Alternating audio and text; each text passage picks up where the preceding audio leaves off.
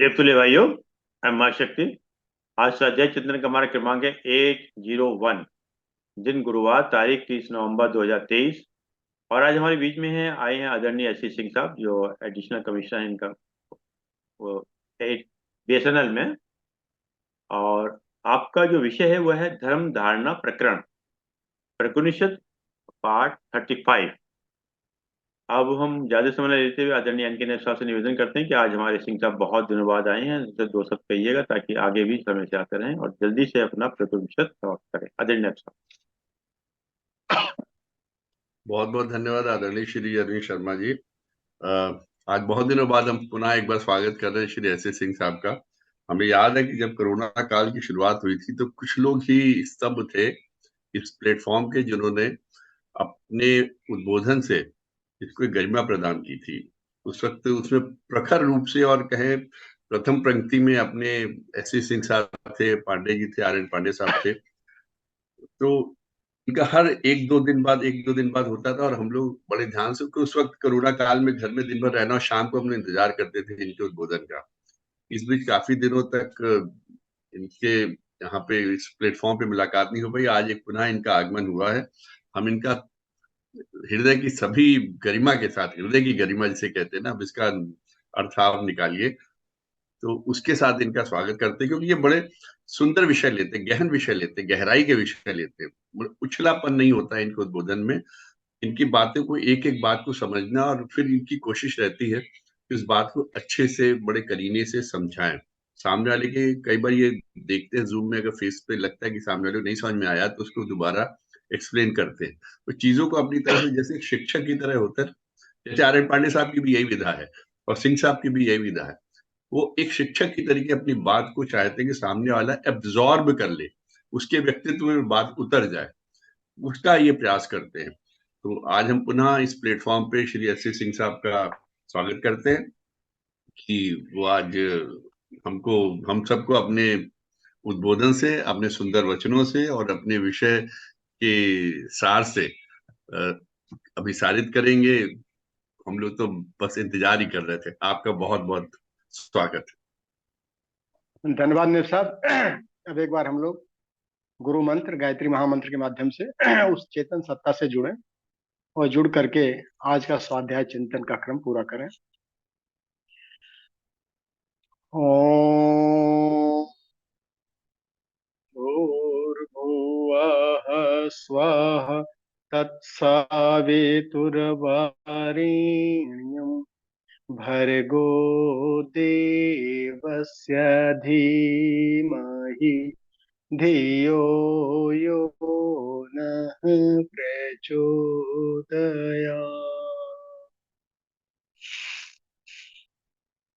इस कक्षा में उपस्थित सभी स्नेही सज्जनों को नमन, वंदन और आज की इस कक्षा में आप सबका हृदय से अभिनंदन। जैसा कि विषय की जो चर्चा अभी की गई है, आज का विषय है धर्म धारणा प्रकरण।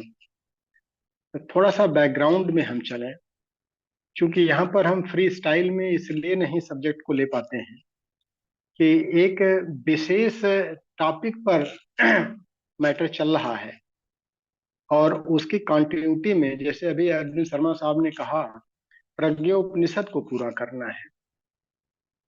इसमें हमारा अपना विचार नहीं हमको जोड़ना होता है, परम पूज्य गुरुदेव ने क्या विचार रखे हैं कि जो आज की वर्तमान की समस्याएं सुलझ करके सतयुग से भी बड़ा युग, महासतयुग आप कह सकते हैं, उसका नाम दिया गया प्रज्ञा युग, उसको लाया जा सकता है।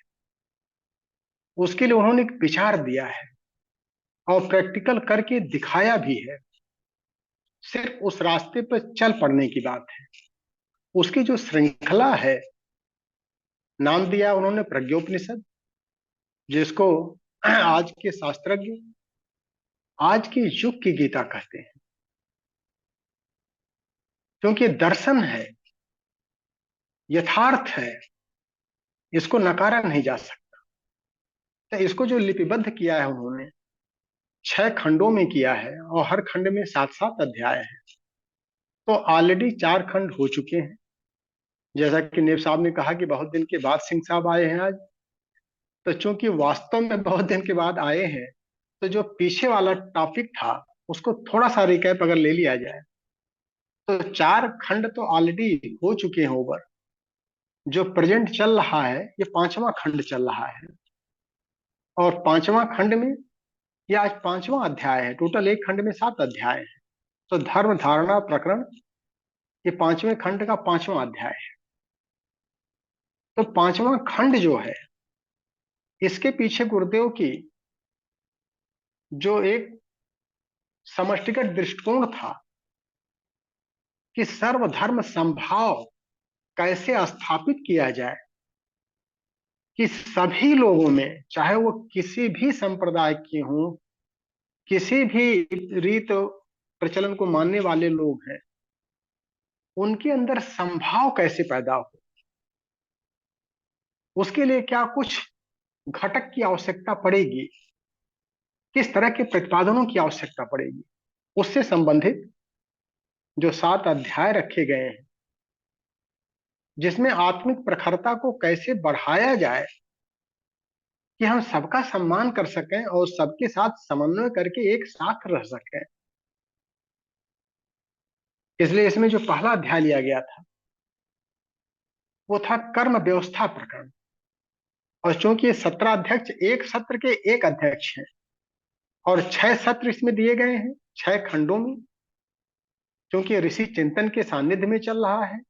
एक ऋषि जो 17 अध्यक्ष होता है, वो पूरे सत्र का समापन करता है और सभी समस्याओं का समाधान देता है। तो इस 5वें खंड के जो 17 अध्यक्ष हैं, ऋषि श्रेष्ठ महर्षि याज्ञवल्क्य हैं, राजा जनक के भी गुरु।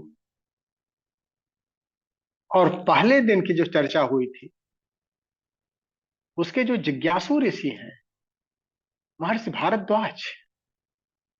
महर्षि भारद्वाज एक सप्तर्षियों में भी आते हैं और रॉकेट साइंस के सबसे बड़े एक्सपर्ट माने जाते हैं उस जमाने में। तो कर्म व्यवस्था प्रकरण में उनका जो मेन प्रश्न था, प्रश्न क्या था, समसामयिक प्रश्न रखे जाते थे कि ईश्वर को समदर्शी कहते हैं, न्यायनिष्ठ कहते हैं। ईश्वर ने मनुष्य को आत्मिक अनुदान जो दिया है वो अधिक दिया है। जो कुछ भी दिया है, अगर वो समदर्शी है तो सभी जीवों पर उसको बराबर दृष्टि रखना चाहिए। ऐसी स्थिति में मनुष्य को उसने ज्यादा क्यों दे दिया है। और दूसरा प्रश्न उनका था कि चूंकि सृष्टि एक सुव्यवस्थित क्रम में चल रही है, एक नियम के दायरे में चल रही है, और मनुष्य सबसे सुलझा हुआ प्राणी है, तो उसे भूले क्यों हो जाती है। ये 2 प्रश्न उनके थे और दोनों प्रश्न के जो उत्तर दिया था महर्षि याज्ञवल्क्य ने। उन्होंने कहा था यहाँ पर जो योनियां है वो 2 योनियों में बांटा गया है। एक है भोग योनि, दूसरी है कर्म योनि। बाकी जो जीव हैं वो अपने प्रेरणा के तहत सिर्फ भोग भोग रहे हैं, अपनी वंश परंपरा को बढ़ा रहे हैं और जो उनको प्रेरणा आ रही है उसके अनुसार भोग रहे हैं। उनसे बहुत ज्यादा उम्मीद नहीं की जा सकती है। लेकिन मनुष्य जो है ये भोग योनि नहीं है, ये कर्म योनि है। उसके लिए कुछ कर्म डिफाइंड किए गए हैं, कर्तव्यम कर्म जिसे हम कह सकते हैं। वही कर्तव्यम कर्म ही उसका धर्म होता है। उसको वो संपन्न कर रहा है कि नहीं कर रहा है, ये मैटर आता है। दूसरा कि चूंकि मनुष्य को अनुदान ज्यादा दिया है ईश्वर ने, वो परमात्मा का ज्येष्ठ पुत्र है और ज्येष्ठ पुत्र होने की वजह से उसको अपने पिता के साथ में सहयोगी की भूमिका निभानी होती है। इसीलिए अधिक साधन देने का मतलब अधिक दायित्व देना, अधिक जिम्मेदारी देना। तो ये जो साधन अधिक दिया गया है तो बेहतर जिम्मेदारी का निर्वहन कर सके, अपने कर्तव्यों का पालन कर सके, उसके निमित्त दिया गया है। यहां पर समदर्शिता पर प्रश्न चिन्ह नहीं लगना चाहिए। और तीसरा उन्होंने जो जवाब दिया था कि चूंकि सृष्टि जो है वो जड़ और चेतन से मिलकर के बनी है। जड़ का मतलब अंधकार, तम, अज्ञानता, शक्ति, इसको दिशा नहीं होती है। लेकिन चेतन का मतलब प्रकाश, सत्य, ज्ञान, और ये दोनों प्रबल हैं। अब ऐसी स्थिति में जो मनुष्य का निर्माण हुआ है, ये दोनों के मिलने से हुआ है। सभी जीवों का निर्माण दोनों के मिलने से हुआ है। अब चूंकि दोनों प्रबल हैं, तो प्रबलता आपको किस तरफ खींच पाती है? आप अंधकार की तरफ जाना चाहते हैं या प्रकाश की तरफ जाना चाहते हैं? अंधकार की तरफ जाने के लिए आपकी जो बहिरंग की इंद्रियां हैं वो लालायित करती हैं आपको, लेकिन प्रकाश की तरफ जाने के लिए आपको एक्स्ट्रा फोर्स लगाना पड़ेगा। और इसी के साथ में चूंकि हमको सहयोगी की भूमिका निभानी होती है, इसीलिए परमात्मा ने चिंतन की और कर्म संपादन की स्वतंत्रता दे रखी है मनुष्य को। क्योंकि हम चैतन्य भी हैं और शक्ति भी हमारे साथ में है, तो हम स्वतंत्र चिंतन कर सकते हैं ताकि अपने कर्तव्यों का निर्धारण कर सकें। और लेकिन स्वतंत्र चिंतन के पश्चात जो कर्म संपादन करेंगे, उसके फल में कोई स्वतंत्रता नहीं है। उसको अपने हाथ में रखा है ईश्वर ने। तो अपना अधिकार सिर्फ कर्म संपादन तक है। तो उनके प्रश्नों का समाधान वहां करते हैं। जो दूसरा अध्याय लिया गया था वो आत्म परिष्कार और लोक साधना का था। यहां पर जिज्ञासु ऋषि महर्षि कश्यप है, सप्तर्षियों में सर्वश्रेष्ठ। उनका प्रश्न क्या था? ईश्वरीय अनुशासन से भटकाव का मौलिक कारण क्या है? ईश्वर अगर अनुशासन प्रिय है, अनुशासन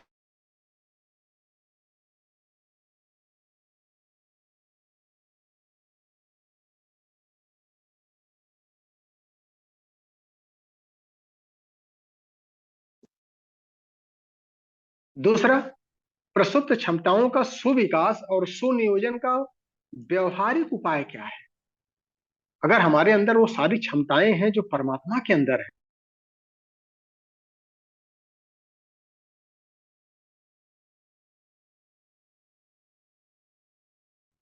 ये जिज्ञासा रखते हैं महर्षि कश्यप।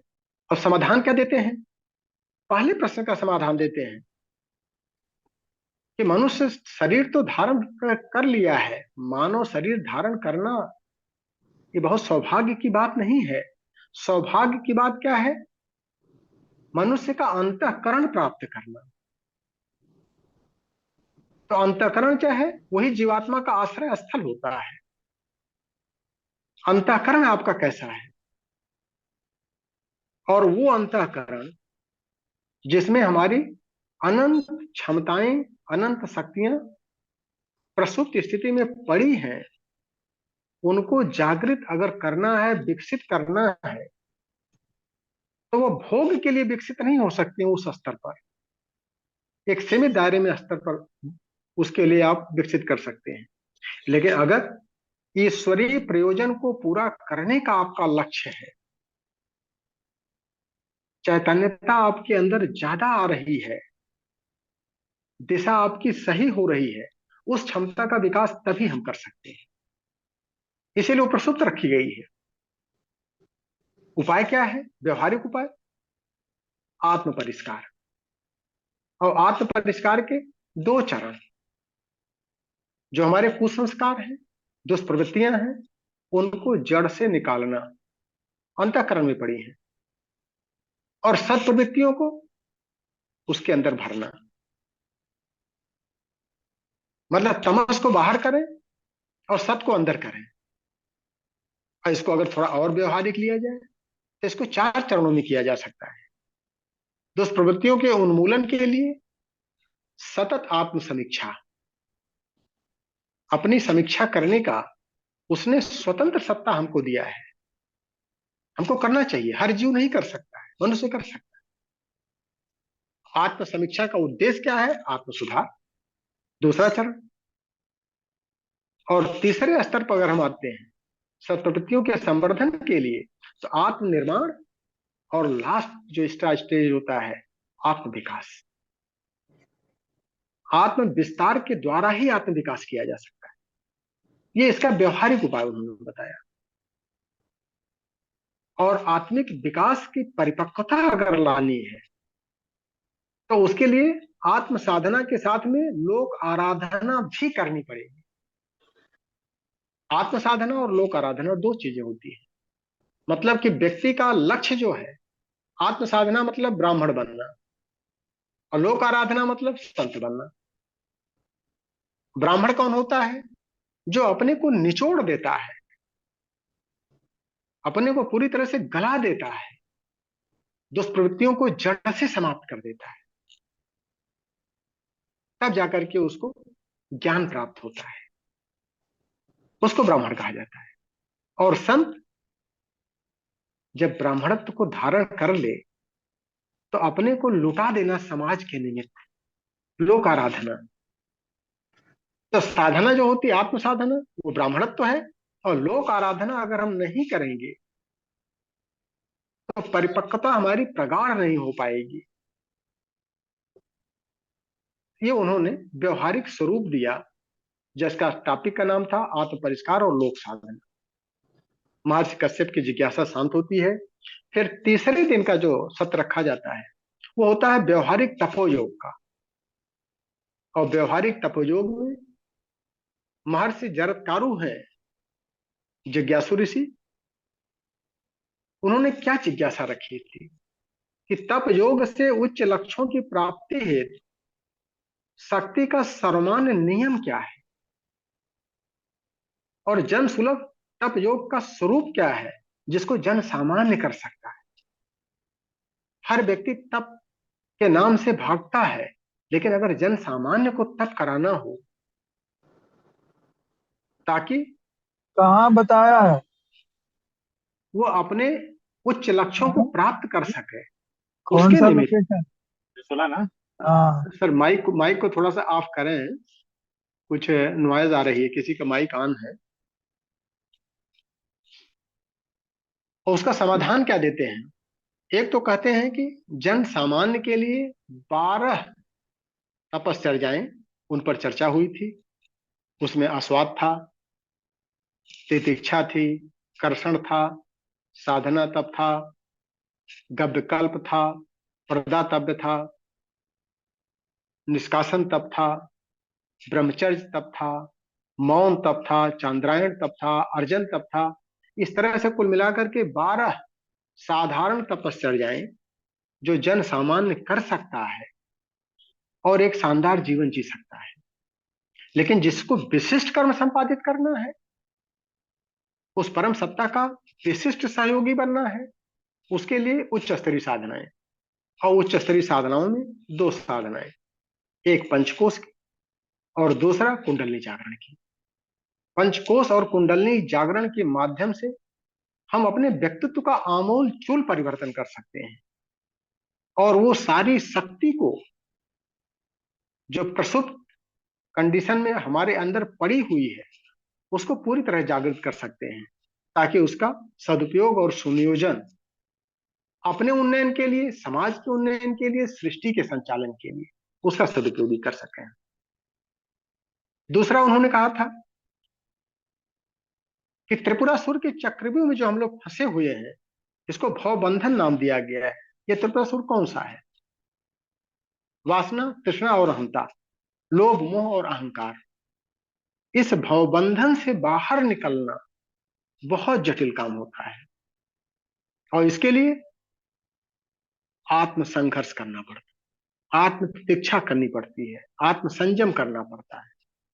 तो संयम और प्रतीक्षा का दो रास्ता उन्होंने विशेष रूप से इसमें बताया कि जिसके माध्यम से हम इस भव बंधन से बाहर निकल सकते हैं। और तीसरा जो उन्होंने बताया था, सत्प्रवृत्तियों का संवर्धन कैसे हो सकता है। मानसिक पवित्रता जितनी ज्यादा हम बढ़ाएंगे, वही मानसिक पवित्रता आत्म परमात्मा संजोगों नाम योगा की तरफ बढ़ा देती है। उसी को योग कहते हैं। और योग सत्प्रवृत्तियों के संवर्धन के लिए ही है। और इसमें जो सूत्र दिए गए थे, पंचशील और 4 वर्चस, इसी को नवगुण कहते हैं। पंचशील में क्या क्या था? श्रमशीलता थी, सुव्यवस्था थी,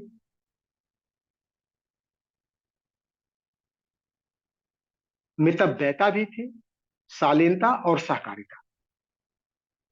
ये हमारे बहिरंग में प्रस्फुटित गुण होते हैं, जिसको पंचशील कहते हैं। और 4 वर्चस हमारे अंदर से प्रस्फुटित होते हैं। वो 4 वर्चस कौन कौन से थे? जिम्मेदारी, बहादुरी, समझदारी और ईमानदारी। और यही 5 शील और 4 वर्चस मिलकर के 9 गुण परम पुनीत तुम्हारे। इसी के माध्यम से हम सत्प्रवृत्तियों का संवर्धन कर सकते हैं। और दूसरा उन्होंने लास्ट में बताया था, सहयोग से योग की तरफ बढ़ करके हम आत्मिक विस्तार कर सकते हैं। आत्मिक सहयोग, हमेशा सेवा की भावना अगर हम उसके माध्यम से अपने को विस्तृत कर दें, वही एक रास्ता है। और चौथा अध्याय जो था, जो लास्ट टाइम लिया गया था, वो आत्मबोध प्रकरण था। महर्षि अंगिरा उसके ऋषि थे, जो ब्रह्मा के मानस पुत्र थे। और उन्होंने जो प्रश्न रखा था, किन तथ्यों की जानकारी के आधार पर सुर दुर्लभ मनुष्य शरीर में यथोचित लाभ प्राप्त किया जा सकता है। प्रश्न उनका क्या था, उसको समझने का प्रयास करें कि क्या सिंपल सी पर्याप्त जानकारी अगर हम जो रखते हैं और उसको मौखिक रूप से अभिव्यक्त करते हैं, क्या ये जानकारी पर्याप्त है? और इसको पर्याप्त बनाने का उपाय क्या है? कैसे पता चलेगा कि जो जानकारी हमारे पास है वो यथार्थ जानकारी है? उसका उपाय महर्षि याज्ञवल्क्य देते हैं कि ज्ञान की महिमा उन्होंने कहा है कि शास्त्रों और सत्पुरुषों द्वारा जो बताया गया है, अनुभवजन्य जानकारी को ज्ञान कहते हैं। थ्योरेटिकल जानकारी नहीं कि किसी चीज को हमने पढ़ लिया, किसी चीज को उद्बोधन दे दिया, नहीं। कितने अंशों में हमने आत्मसात किया। वेदास छंदांस सवितुर्वरेण्यम, जो गायत्री मंत्र का पहला स्टेंजा है, तत्सवितुर्वरेण्यम, किसका वर्ण करना है? वेदास छंदांस सवितुर्वरेण्यम। वेद कहते हैं ज्ञान को, छंद कहते हैं अनुभव को। जो अनुभवजन्य ज्ञान है उसका वर्णन करना होता है, वही हमको बोधत्व की तरफ ले जाता है। दूसरा क्या बोलते हैं कि बोध के स्तर पर ज्ञान है तो क्या करना चाहिए? अंतःकरण की सहमति पर प्रगाढ़ता आनी चाहिए। अंतःकरण कितने अंशों में अपनी सहमति दे रहा है, और जितने अंशों में वो सहमति देता है उसी को श्रद्धा कहते हैं। और इसीलिए कहा जाता है कि श्रद्धा से सत्य की प्राप्ति हो सकती है। बिना श्रद्धा के, बिना अंतःकरण की सहमति के, प्रगाढ़ता के, सत्य की प्राप्ति नहीं हो सकती है। तो बोधत्व के स्तर पर ले जाने का सबसे अचूक उपाय ही है। और अंतःकरण परिष्कार हेतु क्या करना चाहिए? स्वाध्याय और सत्संग। स्वयं का मनन चिंतन करें और सत्य के परिप्रेक्ष्य में अपनी स्थिति को देखें और फिर अपना सुधार करें। उसी के आधार पर आत्म सुधार संसार की सबसे बड़ी सेवा मानी गई है। अगर हम आत्मबोध की यात्रा में रहेंगे तभी आत्म सुधार का रास्ता मिल पाएगा। तो इस तरह से जो हमको ज्ञान मिलता है अनुभवजन्य, उसके साथ में जब हम कर्म को जोड़ते हैं तभी भक्ति आ पाती है।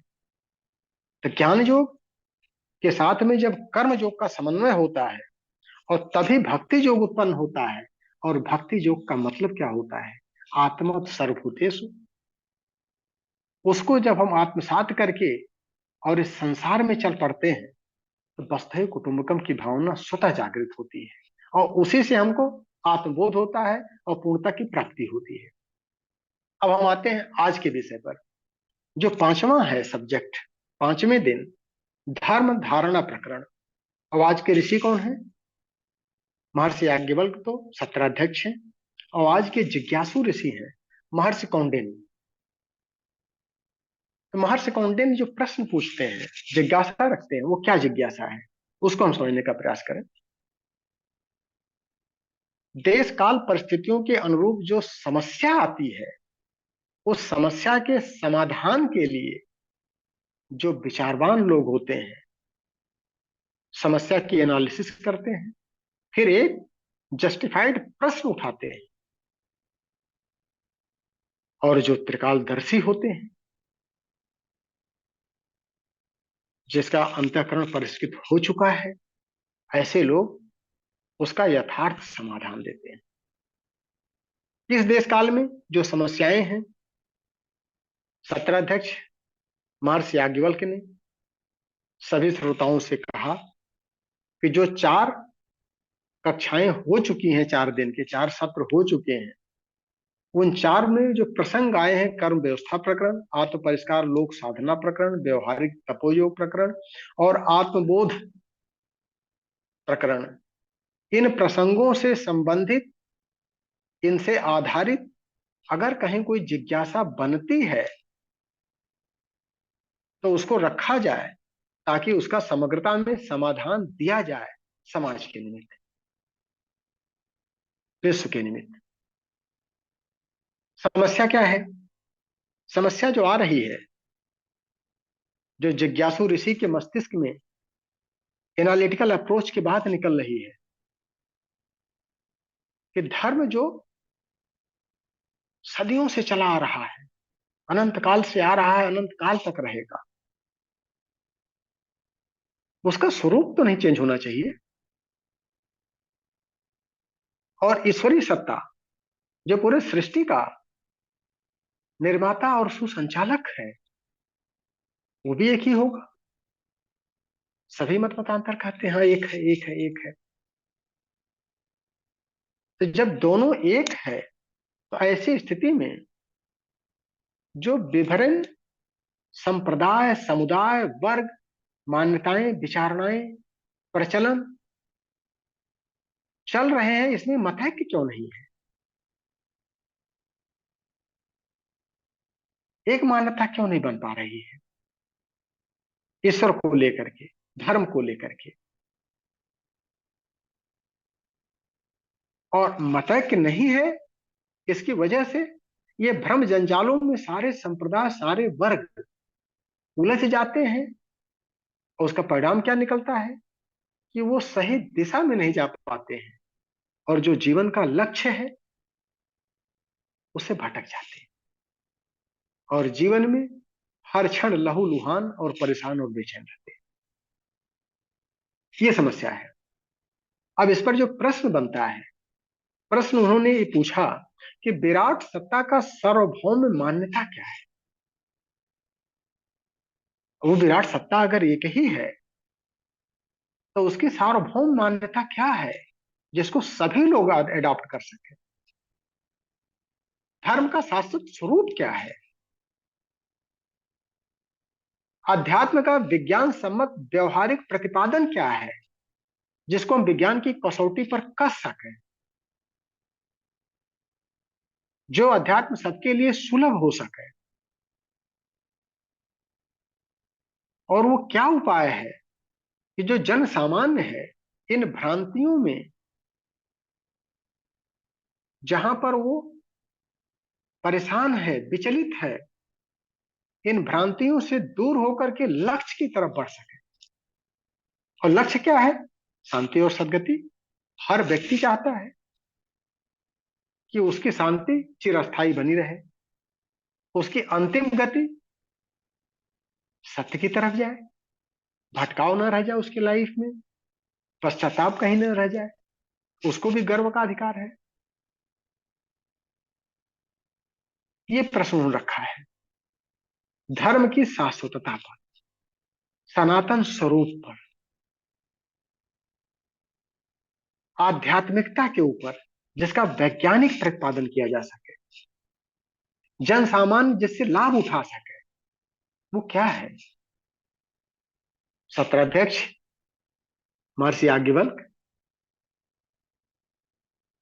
समसामयिक परिस्थितियों से उत्पन्न इस समस्या के समाधान के लिए बहुत प्रसन्न होते हैं कि बहुत बढ़िया ढंग से इस प्रश्न को रखा गया है और उसका उत्तर कैसे देते हैं। पहले तो ईश्वर के बारे में बताते हैं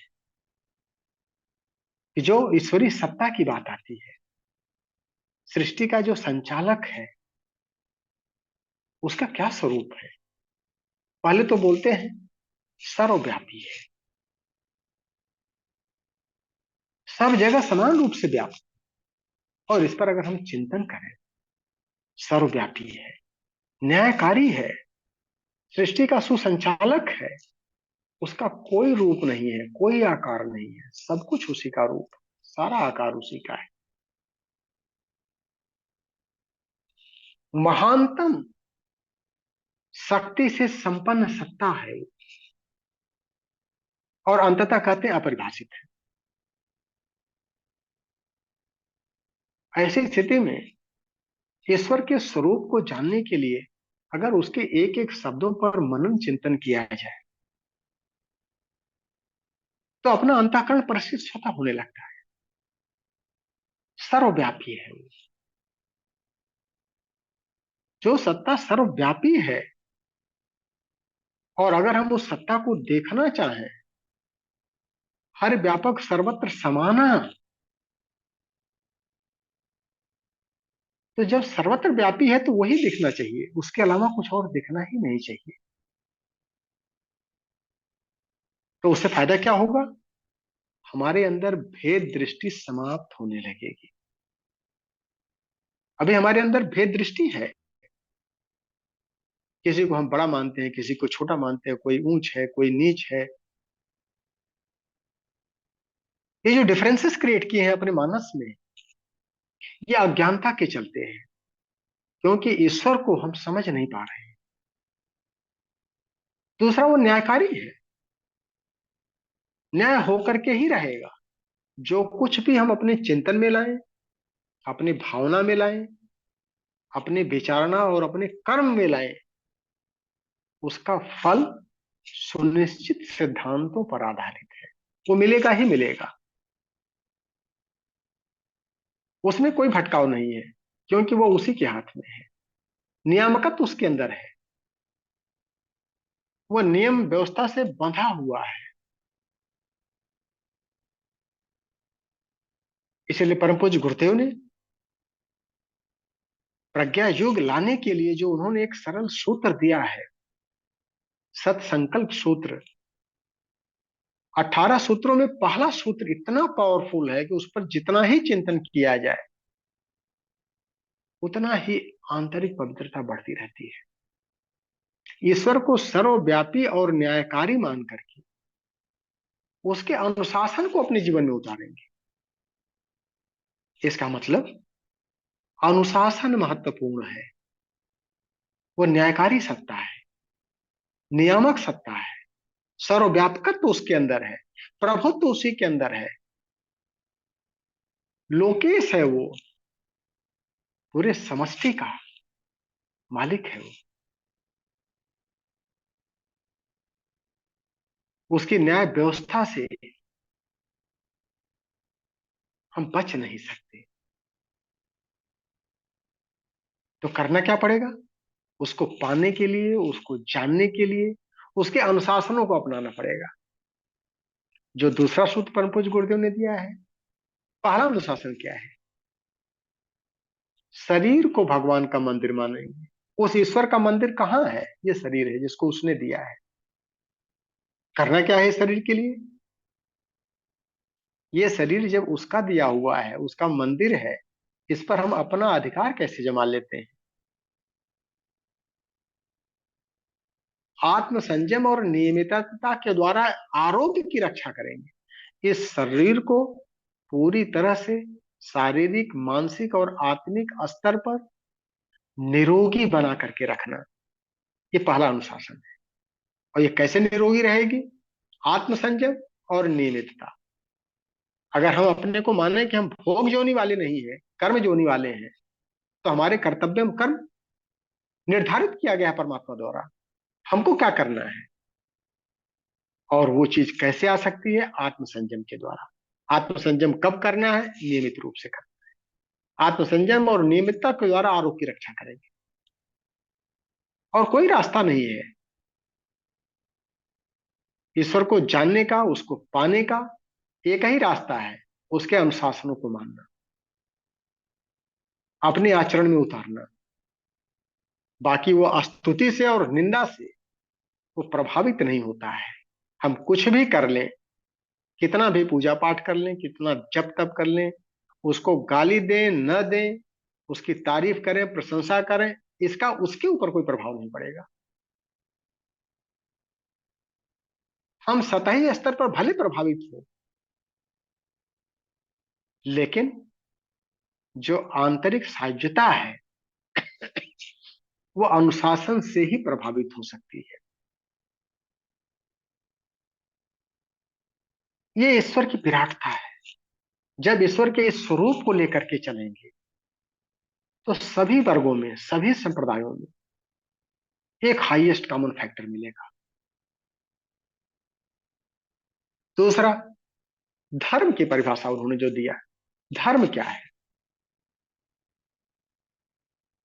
धर्म को उन्होंने जो परिभाषित किया, छल और प्रपंच रहित वाय आभ्यंतर उन्नति से क्या मिलेगा?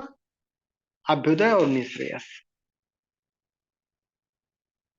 मतलब निश्चिंतता के साथ में जब लौकिक समृद्धि भी हो और आत्मिक विभूति भी हो, पारलौकिक विभूतियां और लौकिक संपत्तियां चिरस्थायी के लिए, ये धर्म है। अभ्युदय और निश्रेयस। अभ्युदय क्या है? सांसारिक जीवन में, भौतिकता में हम सतत प्रगति करते रहे, समृद्धियां, संपत्तियां सतत आती रहे, निर्बाध रूप से बढ़ते रहे, और आत्मिक विभूतियां भी हमको मिलते रहे। और वही निश्रेयस होता है कि सभी तरह के दुखों से मुक्त हो जाना। दोनों चाहिए। जीवन की यात्रा भी हमारी शांति और आनंद की हो, और अंततः सदगति का मतलब उसी को निश्रेयस कहते हैं, सारे तरह के दुखों से मुक्त होना। एक और भ्रांति रहती है, धर्म लक्ष्य नहीं है, लक्ष्य तक पहुंचने तक का, साध्य तक पहुंचने का सिर्फ साधन मात्र है। मतलब धर्म के सहारे ही हम लक्ष्य तक पहुंच सकते हैं। अभ्युदय और निश्रेयस को प्राप्त करना है तो धर्म के सहारे हम बढ़ सकते हैं। लक्ष्य क्या है? ईश्वर। ईश्वर लक्ष्य है। चिरस्थायी शांति, अथाह शांति, अथाह आनंद, यही सदगति है, यही ईश्वर है, यही सत्य है। उसका स्वरूप भी यही है, सच्चित और आनंद, पूर्णतः चैतन्य है। और जब हम पूर्णतः चैतन्य हो जाते हैं तो सुख और दुख दोनों के परे एक परम सुख में आ जाते हैं। वही लक्ष्य है। तो धर्म जो है साध्य तक पहुंचने का एक साधन है, कि जो हमको हमारे लक्ष्य तक, जिसके लिए हमने मानव जीवन लिया है, उस तक को पहुंचा सकता है। धर्म एक सत्परामर्श है जो संयमी, कर्तव्यनिष्ठ और परमार्थ परायण बनाता है। किस तरह का सत्परामर्श है? आत्मसंयम की बार बार बात आई। आत्मसंयम मतलब गाड़ी में ब्रेक, जहां जरूरत हो वहां कंट्रोल। आत्मसमीक्षा के बाद आत्मसंयम ही आता है। और आत्मसंयम के साथ में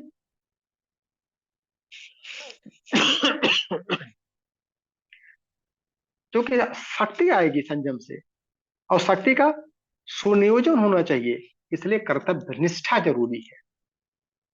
तो ये ऐसा सब परामर्श है धर्म जो हमको आत्म संयमी के साथ में शक्ति प्रदान करेगा और कर्तव्यनिष्ठ भी बनाएगा।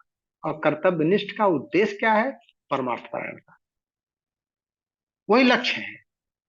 उसी के माध्यम से ईश्वर प्राप्त हो सकता है, दूसरा कोई रास्ता नहीं। परहित सरिस धर्म नहीं भाई। बड़े छोटे छोटे शब्दों में इन गूढ़ धर्म दर्शनों का व्याख्या जो है गोस्वामी जी ने भी किया है इन सब चीजों में। मानव जीवन का प्राण है धर्म। ये परम पूज्य गुरुदेव की व्याख्या है कि नियम पूर्वक कर्तव्य परायणता को सुनिश्चित करना यही धर्म है, धर्म का लक्ष्य है। इसको लेके चलना पड़ता है। अब धर्म की व्याख्या के क्रम में भारतीय संस्कृति की भी व्याख्या करते हैं, जो कि भारत ऋषियों का स्थान रहा है, ऋषियों की तपस्थली रही है। यहां पर जो संस्कृति बनी है, पली है, सनातन संस्कृति है, उसी को देव संस्कृति कहते हैं। विभिन्न मान्यताएं, विभिन्न रीति रिवाज, प्रचलन आकर के इसी संस्कृति में समाहित हुई हैं। इसने सबको अपने में आत्मसात किया है और उसी के साथ में यहां से समन्वय बना करके महासागर में सभी नदियां मिलती हैं, मिलने के बाद फिर परिष्कृत होकर के और वही शुद्ध जल भाप में परिवर्तित होकर के और नदियां निकल आती हैं, नदियों का पोषण होता है।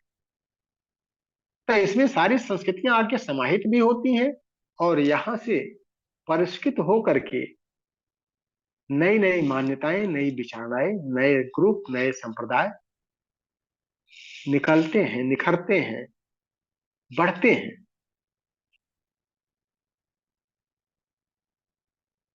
इसीलिए भारतीय संस्कृति को देव संस्कृति कहा गया है, विराट महासागर कहा गया है इसको। और ये संस्कृति हमको क्या सिखाती है? उच्च स्तरीय आस्था और निष्ठा को अपने अंतःकरण में हमको डेवलप करना है। अंतःकरण को परिष्कृत करने के लिए जब तक हमारे अंदर उच्च स्तरीय आस्था और निष्ठा नहीं पैदा होगी, नहीं प्रफुल्लित होगी, नहीं पल्लवित और पुष्पित होगी, तब तक भारतीय संस्कृति नीरस रह जाएगी। और अगर हम इस संस्कृति को अडॉप्ट कर रहे हैं तो ये देखना चाहिए कि हमारा अंतःकरण कितना परिष्कृत हो रहा है, कितने अंशों में चिंतन, चरित्र और व्यवहार में कितने अंशों में परिवर्तन आ रहा है हमारे। अगर संस्कृति का प्रभाव है हमारे अंदर तो हमारे गुण में, हमारे कर्मों में, हमारे स्वभाव में सतत परिष्कार आते रहना चाहिए। और जो भेद दृष्टि और त्रासदी आज की डेट में जो समाज में पड़ी हुई है, जिसकी वजह से पूरे समाज में त्राह त्राह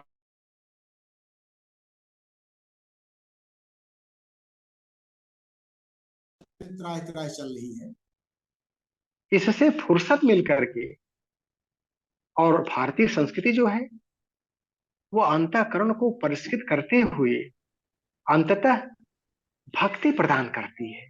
और वही भक्ति आत्मत सर्वभूतेश के साथ में वसुधैव कुटुंबकम की भावना व्यक्ति के अंदर विकसित करती जाती है, फिर वो लक्ष्य की तरफ बढ़ने लगता है। अब एक मैटर आता है कि धर्म और संप्रदाय, इसमें थोड़ा कंफ्यूजन रहता है लोगों को। संप्रदाय को धर्म मानते हैं, संप्रदाय धर्म नहीं है। धर्म अलग है, धर्म शाश्वत है, सनातन है, चिरस्थायी है, सदा से रहा है, सदा ही रहेगा।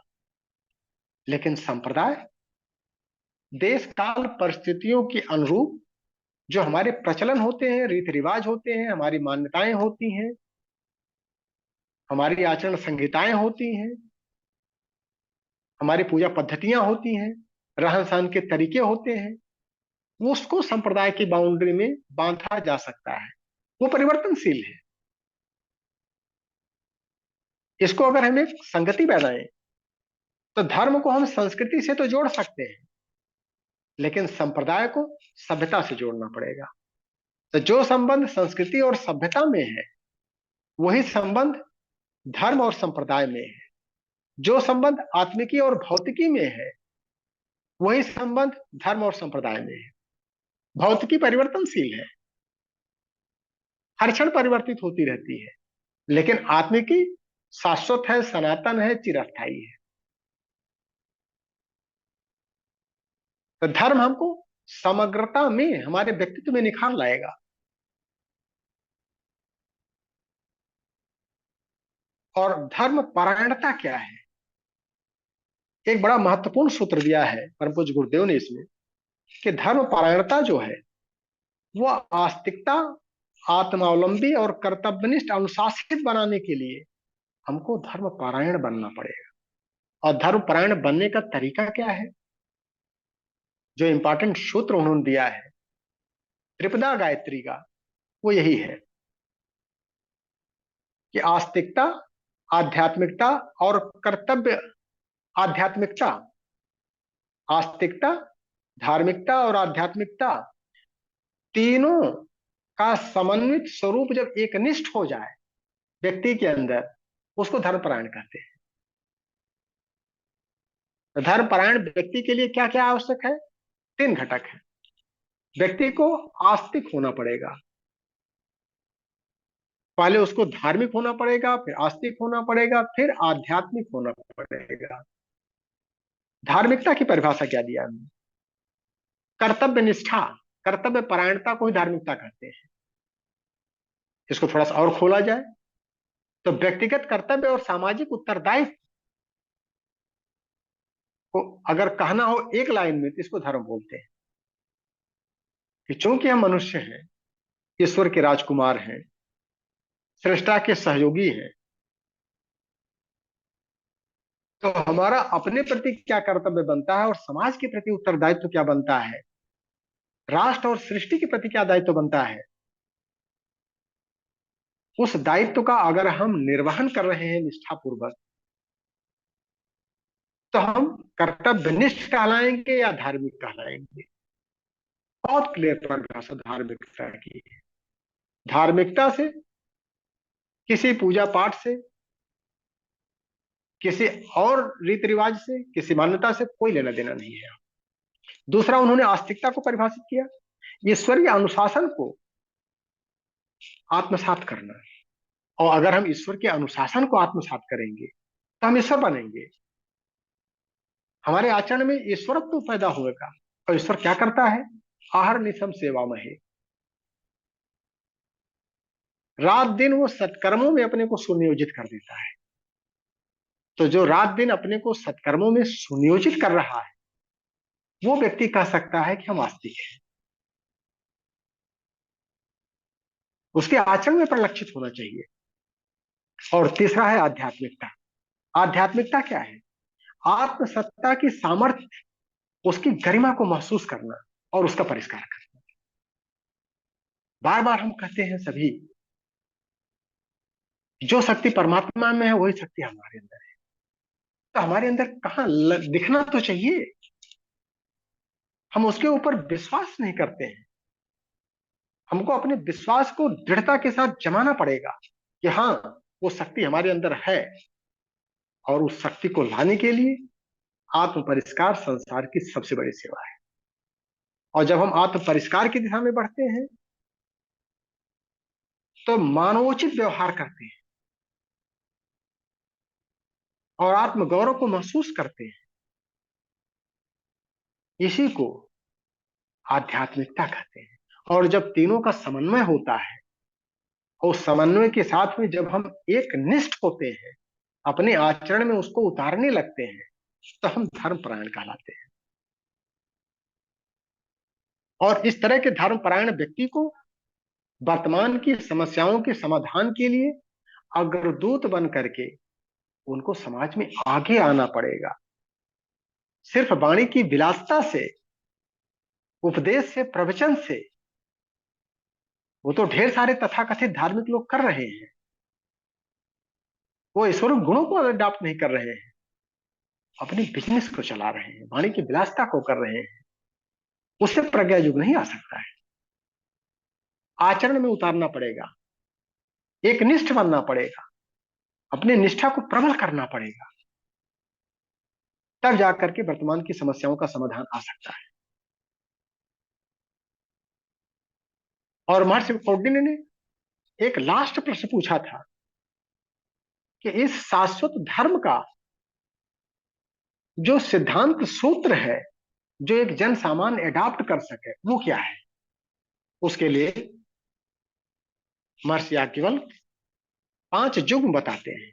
ये 5 युग्म में 10 गुण ऐसे हैं कि जिसको अगर हम एडॉप्ट करें, मनन चिंतन के द्वारा आत्मसात करें, तो हम धर्मपरायण बन सकते हैं। वह सत्य और विवेक। विवेक के द्वारा ही सत्य को खोजा सकता है, तो विवेक को डेवलप करें और सत्य की तरफ बढ़े। दूसरा, संयमशीलता और कर्तव्य परायणता। जब तक हम आत्मसंयमी नहीं बनेंगे, तब तक शक्ति नहीं आएगी, तब तक अपने कर्तव्य कर्म का निर्वहन नहीं कर पाएंगे। और शक्ति 3 रूपों में होती है: ज्ञान की शक्ति, इच्छा शक्ति और क्रिया शक्ति। यही 3 शक्ति की जो महानतम सत्ता है, उसी को ईश्वर कहते हैं। तो दूसरा जो युग दिया है। तीसरा युग जो उन्होंने दिया है, मर्यादा के साथ में अनुशासन। अनुशासन और अनुबंध बड़ा इंपॉर्टेंट दिया है। हम मर्यादित भी रहें और उसके अनुशासन कर, क्योंकि अनुशासन प्रिय है, न्यायनिष्ठ है, नियामक सत्ता है। और चौथा जो युग है, स्नेह सौजन्य के साथ पराक्रम जोड़ा है, कि हम मानवीय गुणों को भी रखें और बहादुर भी रहें, ताकि हमारे स्नेह सौजन्य को हमारी कमजोरी और कायरता न समझ लिया जाए समाज द्वारा। हमको सृष्टि का सुसंचालन करना है, सुसंचालन का सहयोगी बनना है। और लास्ट है, सहकार से शक्ति आती है और उसकी दिशा परमार्थ की तरफ होनी चाहिए, भोग की तरफ नहीं। सहकार से हम सब कुछ अर्जित करते हैं, लौकिक समृद्धि सहकार के माध्यम से इकट्ठा करते हैं। और शक्ति अगर हमारी आती है, चाहे ज्ञान की शक्ति हो, चाहे इच्छा की शक्ति बढ़ रही हो, क्रिया की शक्ति बढ़ रही हो, समृद्धि आ रही हो, तो इसका सुनियोजन परमार्थ पारायणता में लगना चाहिए। तभी हम ईश्वरीय अनुशासन को एडॉप्ट कर पाएंगे अपने आचरण में। और अगर हम इन सारे को, 5 युग्मों को ले, तो धर्म व्यक्तिगत कर्तव्य और सामाजिक उत्तरदायित्व को ही बोल सकते हैं। और यही धर्म मनुष्य का समग्र परिष्कार करके समाज का अभ्युदय करेगा और मनुष्य निःश्रेयस को प्राप्त होगा। इसी का सूत्र दिया गया है: धर्मो रक्षित रक्षितः और धर्मो भक्षित भक्षितः। अगर हम अपने धर्म की रक्षा कर ले, तो धर्म हमारी रक्षा करेगा ही। और अगर हमने धर्म की रक्षा नहीं किया, धर्म का भक्षण कर रहे हैं, तो धर्म हमारा भक्षण करेगा और हम सुख शांति समृद्धि विभूति से वंचित रह जाएंगे। निश्चिंतता लाइफ में नहीं आ पाएगी, एक अनावश्यक डर हर क्षण बनी रहेगी। और सच्चे धार्मिक अपने भगवान स्वयं बनाते हैं और परमात्मा के अनुशासन को सतत अपनाते रहते हैं, और इसी के माध्यम से फिर वो आगे बढ़ते रहते हैं। और जो उनका लक्ष्य है, अभ्युदय और निःश्रेयस, उसको प्राप्त करते हैं। तो चूंकि समय का भी मर्यादा है और 5 मिनट हमको लग रहा है ज्यादा हमने ले लिया है, और 5 मिनट समय और बचा है, तो कुछ अगर जिज्ञासा रखी जाए आज के सत्र पर, कि धर्म को धारणा करनी होती है, अपने अंदर धारण करना होता है। तो ये मौलिक सूत्र जो परम पूज्य गुरुदेव ने दिया है, हम सबके लिए दिया है। इस रास्ते को अपना करके हम अपने जीवन को, लौकिक जीवन हो चाहे पारलौकिक हो, चाहे भौतिक प्रगति हो चाहे आत्मिक श्रेष्ठता हो, उसको अपनाया जा सकता है। तो हम चाहेंगे सत्र में रखा जाए, अगर कुछ प्रश्न बनते हैं तो। ठीक है, धन्यवाद आदरणीय सिंह साहब। सभी लोग अनम्यूट हैं, जिस किसी को कोई प्रश्न पूछना है वो आदरणीय सिंह साहब से पूछ सकते हैं, और फिर बाद में दोस्तों हमारे आदरणीय नायब साहब बोलेंगे। मेरे ख्याल से प्रश्न ऋषि साहब का है, देव ऋषि साहब का क्वेश्चन सर हो। एक मैसेज भी है, उसको भी देख लीजिए, वीरेंद्र यादव जी का है। उसमें उन्होंने लिखा है कि बाबूजी प्रणाम, धर्मो रक्षिता रक्षिता के आशय को स्पष्ट करने की कृपा करें। हाँ, जो लास्ट में हमने कंक्लूजन किया है कि ये पांचों जुग्म हैं, अगर इन जुग्मों को हम अपने आचरण में आत्मसात करते हैं तो ये हमको हमारे लक्ष्य तक पहुंचा के छोड़ेंगे। इसी को रक्षण कहते हैं। हमारा उद्देश्य मानव जीवन का यही तो है कि हमको एक जगह पहुंचना है आनंद और शांति के साथ। तो अभ्युदय, एक निश्चिंतता हमारे लाइफ में तभी आ सकती है जब इन पांचों जुग्मों को हम आत्मसात करेंगे। नहीं तो हर क्षण एक डर बना रहेगा, अनावश्यक डर रहेगा। कि जब हम एक तरफ कहते हैं कि भाई हम अहम ब्रह्मास्मि, अयम आत्मा ब्रह्म तुम तदसि तत्त्वमसि, तो ये सब चीजें या तो बकवास है या तो अगर यथार्थ है, जिसको हमारे सारे साथ एक मत से बोलते हैं और हमारे पूर्वज इस रास्ते पर पहुंचे हैं, तो उस रास्ते पर निःश्रेयस पाने के लिए, अभ्युदय को प्राप्त करने के लिए इन पांचों जुगमों को अपनाना ही पड़ेगा। और इसी अपनाने को धर्मो रक्षत रक्षिता, धर्मो भक्षत भक्षिता।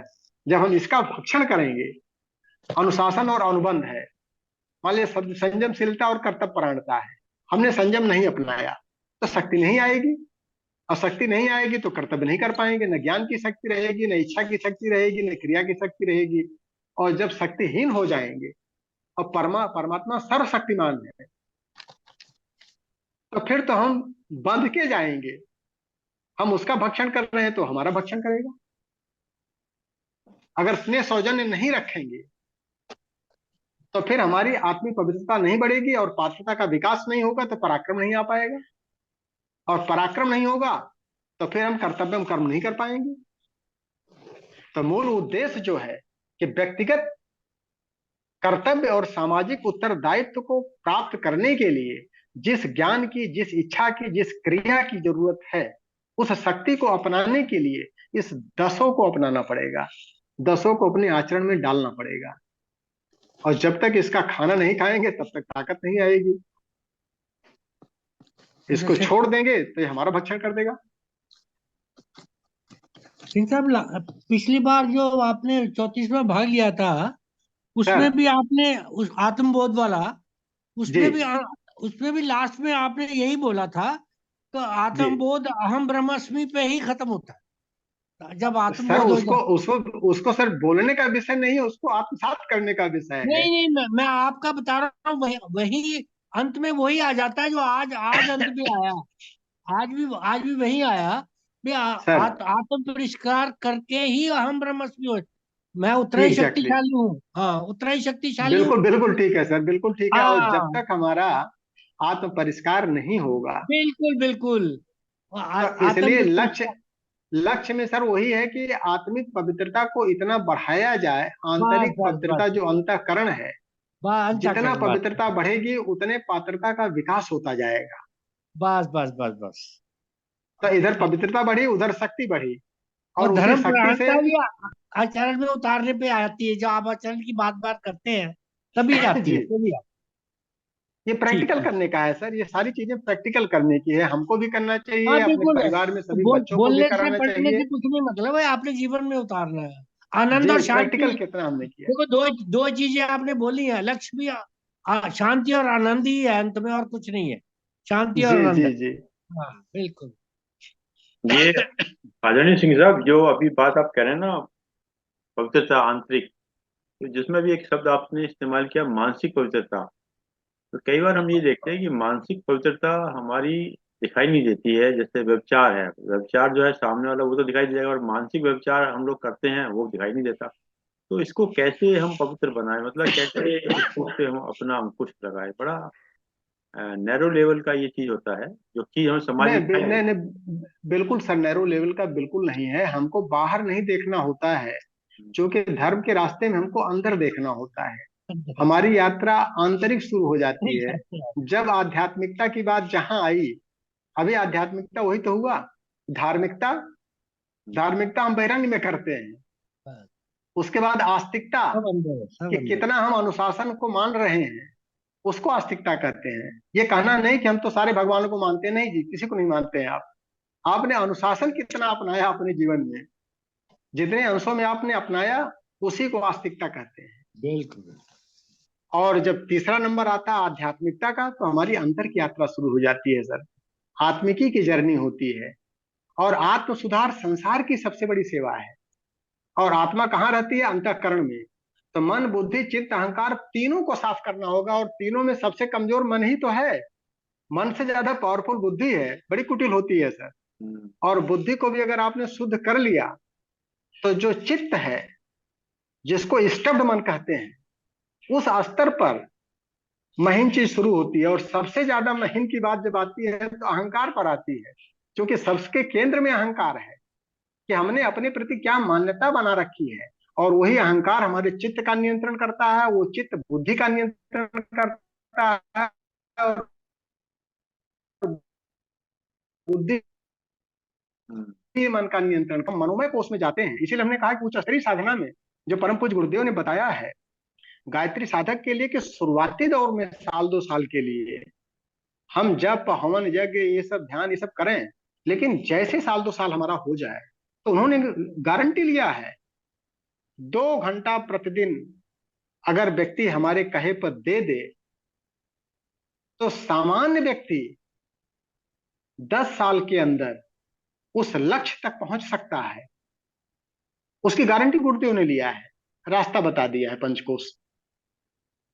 वहां शक्ति आती है सर, अपना आत्म परिष्कार होता है। और शक्ति बढ़ाने के लिए कुंडलनी जागरण, सारे रोगों का पूरा जमाट मिट जाती है अंदर से। पहले शारीरिक रोग मिटते हैं, फिर मानसिक रोग। वो तो स्टेप बाय स्टेप चलेगा ना सर। अन्नमय कोष पहले, आपका मूलाधार है अन्नमय कोष। शरीर का रोग जब तक नहीं जाएगा, मन तो बेचैन करता रहेगा। और शरीर का रोग जाने के बाद पहले आप गाड़ी का पंचर ठीक करवा लीजिए, उसके बाद हवा भरिए। हवा भरने को ही प्राणमय कोष कहते हैं। और प्राणमय कोष जब आपका दुरुस्त हो जाए, शक्ति आ जाए, तब मन की बात आती है कि मन जो है भटकाव में जा रहा है। मन क्या सोच रहा है, मानसिक पवित्रता कैसे आएगी, इसका क्योंकि ये वैज्ञानिक प्रतिपादन इन्होंने दिया है। और स्टेप बाय स्टेप साधना बताई है। इसमें एग्जैक्टली आपको करना क्या होगा, और बच्चों की तरह समझाया उन्होंने। लेकिन अगर हम उसको नहीं मानेंगे, तो आज की डेट में भी लोग पढ़े हैं कि 30 साल से हम जुड़े हैं, 40 साल से जुड़े हैं, और क्या कर रहे हैं वो ऊपर वाला जाने। जो उन्होंने कहा है 10 साल से ज्यादा जरूरतें नहीं करने की, और 10 साल के बाद शांति और आनंद के साथ में आगे बढ़ो। तो इसका प्रैक्टिकल करके चूंकि हम लोग पा रहे हैं सर, दोनों मिल रहा है। तो आपने जो 2 लौकिक घंटे, भी मिल रहा है और पारलौकिक भी मिल रहा है। वो 2 घंटे जो निश्चितता भी है, शांति और आनंद भी है, और बाकी सब कुछ मिल रहा है सर। तो आपने जो 2 सही घंटे कहा। बताए, उसमें मतलब ये पंचकोश साधना पे फोकस करना पड़ेगा। 2 घंटे में क्या करना सर होगा? 2 घंटे में उन्होंने जो दिया है कि 1 घंटे स्वाध्याय और 1 घंटे प्रैक्टिकल। अच्छा। 1 घंटे आप गुरु चेतना को समझिए कि गुरु चेतना क्या है, क्या कह रही है, क्या उन्होंने अपनाया था अपने जीवन में, वही बताया कि बेटा आइए उसका दर्शन समझ लीजिए। और 1 घंटे अभ्यास। तो ये तो एक प्रकार से शीर्षासन हो जाता है मेरे ख्याल से। नहीं, अब उसको जो भी आप नाम दें सर, शीर्षासन। वे शांति अगर चाहिए, तो वो शीर्षासन का मैटर नहीं है। सबको शीर्षासन नहीं करना होता है। उन्होंने कहा कि जन सामान्य के लिए। और किसके लिए उन्होंने एलिजिबिलिटी क्या दिया है? बाल, वृद्ध, नर, नारी, गृही, विरागी, सबके लिए अति आवश्यक, अनिवार्य बताया है। अति सरल और सहज और सर्वथा हानि रहित बताया है। अब बताइए सर, इससे ज्यादा और क्या दे सकता है? वे 24-48 हफ्ता, जो 24 साल उन्होंने घनघोर तप किया था, उस तप से यही तो निकाल के लाया है कि सारे सामान्य लोगों के लिए एक ऐसी साधना बता दें कि जो व्यक्ति अपने घर पर बैठ करके और साधारण नियम को पालन करके बच्चा भी कर ले, बुढ़ा भी कर ले, नर भी कर ले, नारी भी कर ले, गृही और विरागी दोनों के लिए बताया है कि जिन लोगों ने वैराग्य लेकर के साधु महात्मा बन के घूम रहे हैं, मठाधीश बन करके, उनके लिए अनिवार्य किया है कि अगर वो नहीं करेंगे तो फिर वो धर्मो भक्षत भक्षता होगा। सीधा सा रूल है सर। स्वास्थ्य किसको नहीं चाहिए? कहने सर ये के लिए कोई संत हो गए, महात्मा हो गए और पहुंच जाएंगे हॉस्पिटल में कोई सज्जन ये ट्रीटमेंट हाथ उठा कराने रहे के हैं, लिए। ताली बजा रहे हैं ये। ऋषि जी आप कुछ सुनाएं। पूछना चाह रहे हैं शायद, सिंह साहब राधेश्याम नमस्कार। दीक्षित जी। हाँ प्रणाम सर, प्रणाम। चौधरी साहब की आवाज लग रही है। नहीं, हाँ, एक एक छोटा सा है कि आपने कहा कि हमें समभाव में तो रहना ही है, माने सर हमारे आराध्य हैं या हम जिस पर आस्था रखते हैं उसको कोई गाली भी दे या बड़ाई करे, हमें समभाव में रहना। लेकिन साधारणतः ये हो नहीं पाता है सर आपकी आवाज आपकी आवाज थोड़ा तो कट गई है, बाद वाला। वो कहना ऐसे चाह रहे हैं, क्या किया जाए?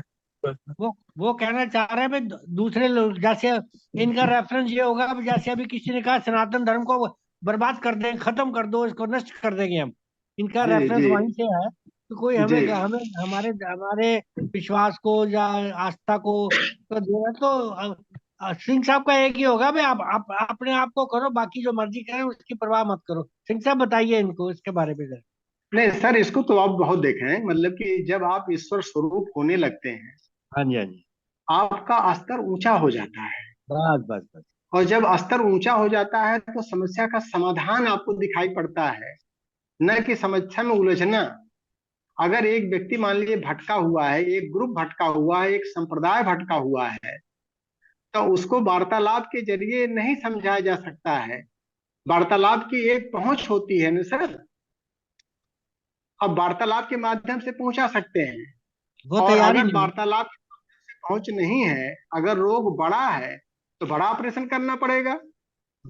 अगर बुखार है तो बुखार के लिए छोटा टेबलेट। तो ईश्वर जो है, इसीलिए उसको नियामक सत्ता बोलते हैं। वो गाली देने से प्रभावित नहीं होता है, और आप पूजा पाठ करेंगे तो भी प्रभावित नहीं होगा उससे। उसके अनुशासन को अपने जीवन में कितना उतार पाए हैं, उससे वो प्रभावित होता है, क्योंकि वो नियम नियम व्यवस्था में बंधा हुआ है।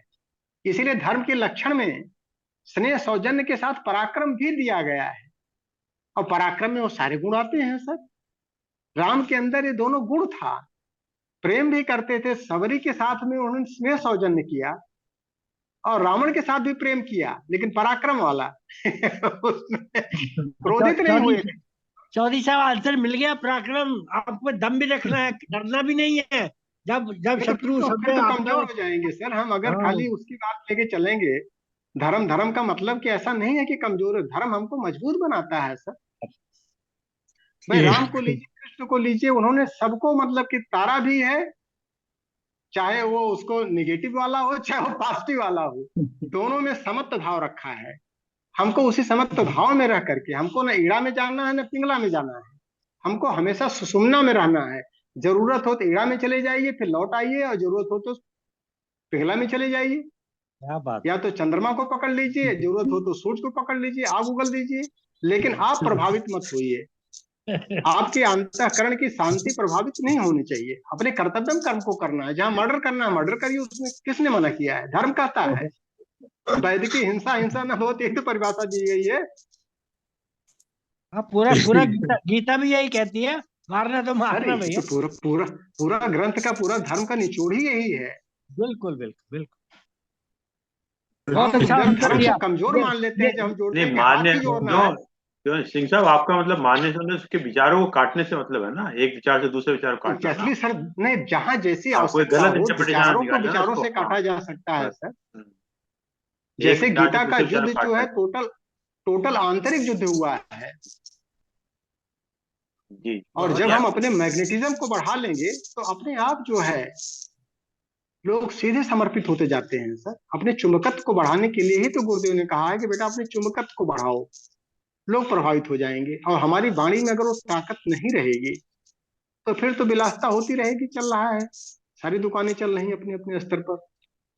बल्कि सिंह साहब जो इसमें भी बात कह रहे हैं संप्रदाय का, तो जो जिस भी संप्रदाय में वहीं रह के उसको अच्छी तरह से कर रहे हैं, मतलब ऐसा भी है, मतलब जो जहाँ जैसा बिल्कुल कर यही रहे है ही है हैं, सर, बस बस किसी को जो कुछ जहाँ पर है, परिवर्तन नहीं करना है, परिवर्तन नहीं शाश्वत करना। नियम व्यवस्था को उसको अडॉप्ट करना है। वो जिस भी संप्रदाय में है वो बढ़िया करे, श्रेष्ठ करे, उसको माने, बिल्कुल उसको सही है, बस।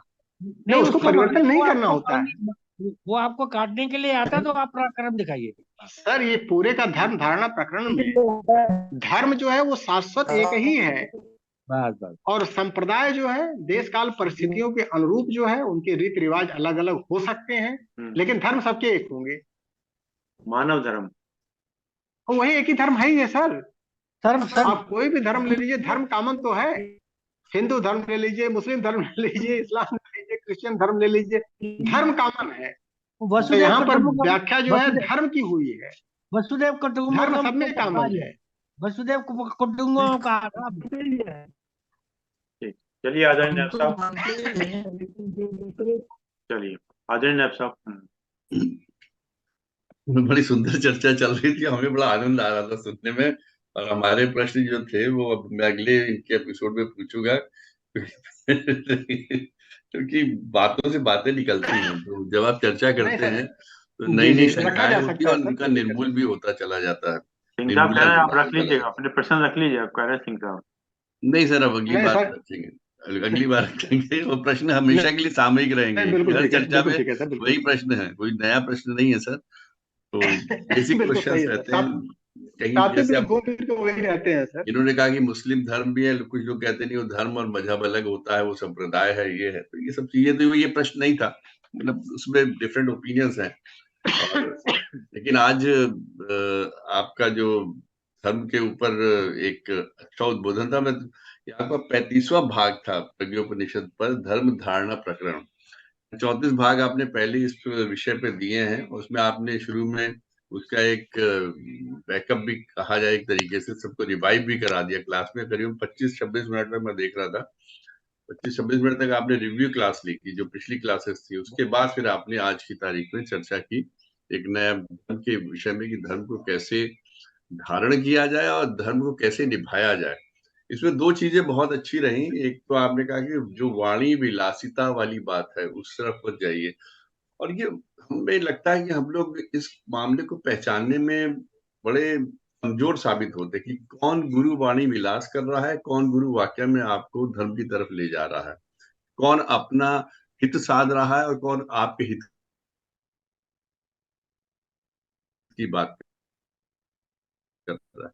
ये बड़ा मुश्किल पड़ता है, और वहां अगर हम अपनी बुद्धि लगाते हैं तो लगता है कि हम गलत बुद्धि तो नहीं लगा रहे हैं, और जब बुद्धि नहीं लगाते हैं तो लगता है कि हम लोग ऐसे बेवकूफ तो नहीं बनते चले जा रहे हैं।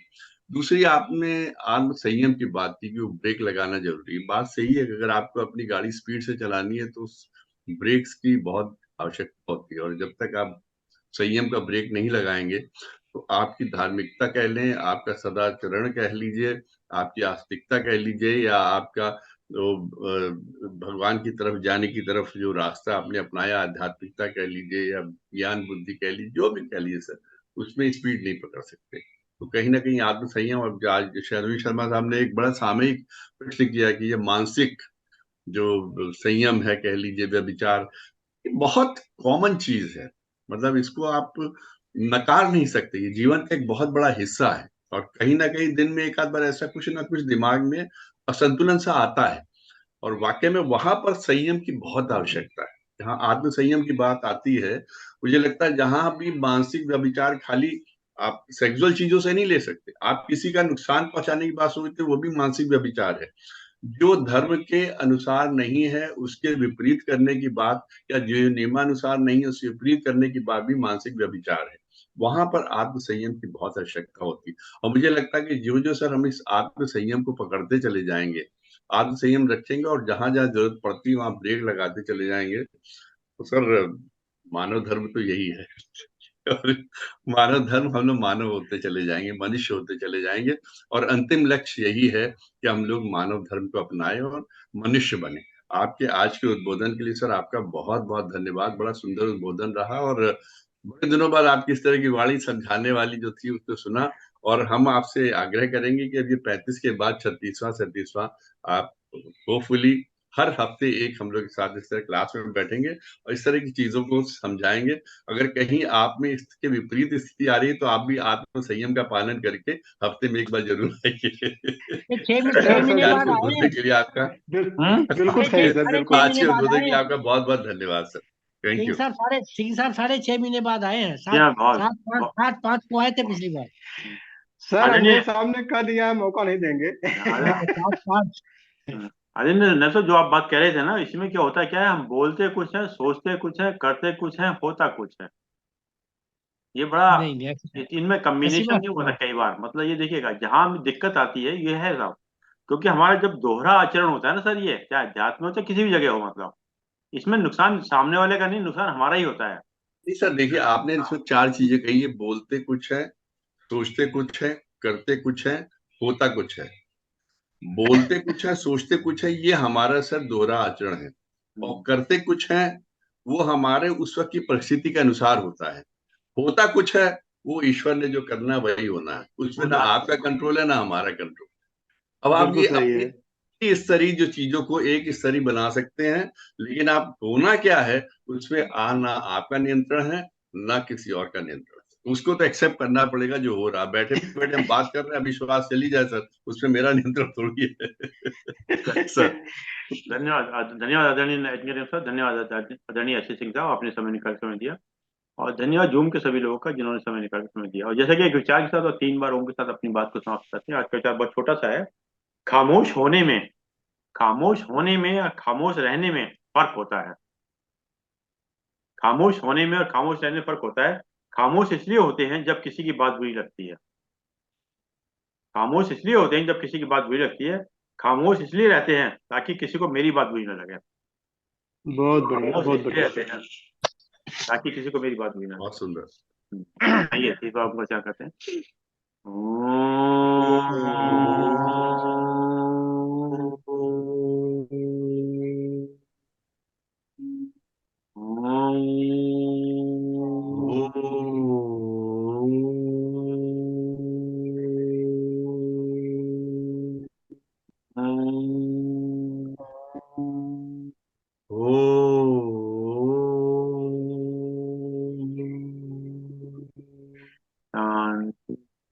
शांति, शांति शांति शांति। सबको प्रणाम, सभी सबका को प्रणाम, धन्यवाद। सभी को प्रणाम। प्रणाम सर।